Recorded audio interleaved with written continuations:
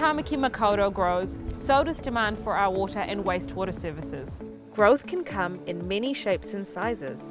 It can be new houses, new suburbs, new businesses, or an increase in demand for an existing business. To accommodate this growth, our water care team look 5, 10, 20 years ahead, making sure we are investing in water and wastewater infrastructure for Auckland. This infrastructure doesn't come cheap though, and that's why our infrastructure growth charge is needed.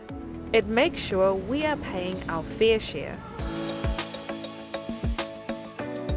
The Infrastructure Growth Charge, or IGC, is a one-off charge on property owners and developers who are applying for new connections or adding demand to our water or wastewater network. The money directly goes towards investing in infrastructure projects that help our network stay ahead of demand.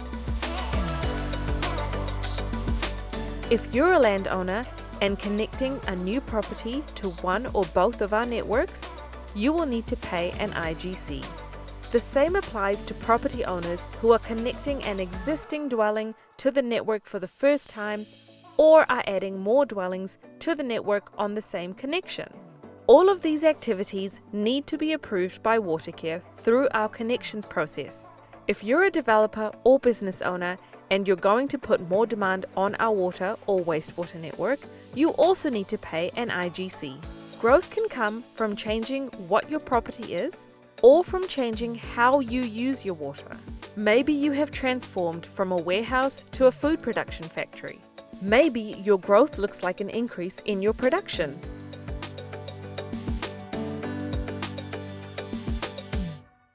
All of these changes mean that we need to account for additional capacity in our bulk infrastructure. We measure additional capacity in development unit equivalents, or DUIs. One house is 1 DUI, and 1 DUI is equal to 220 kilolitres per year. This is an average of 3 people per home using 200 litres per day. For commercial customers, if you use the same as 10 houses, your contribution is the same as 10 houses. We measure this in kilolitres per year.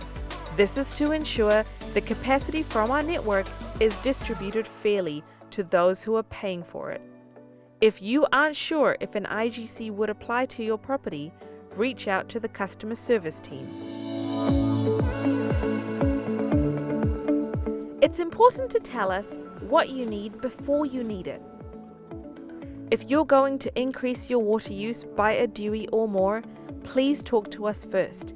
We will work with you to understand your site so we can carry out a full assessment of your connection accounts and see if there are any opportunities. And we can provide you data to help you decide whether installing rainwater tanks or an irrigation meter will save you money.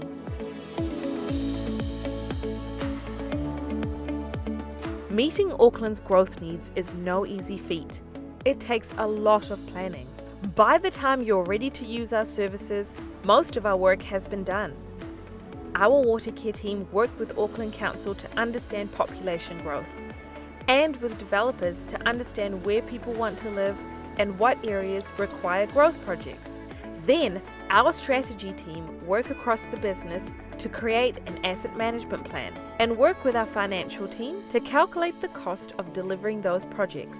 The cost of delivering these growth projects is then passed on to the customers who are using the capacity in the network through IGC. Over the next 20 years, we will invest $18.5 billion to maintain and develop a resilient water and wastewater network for our customers.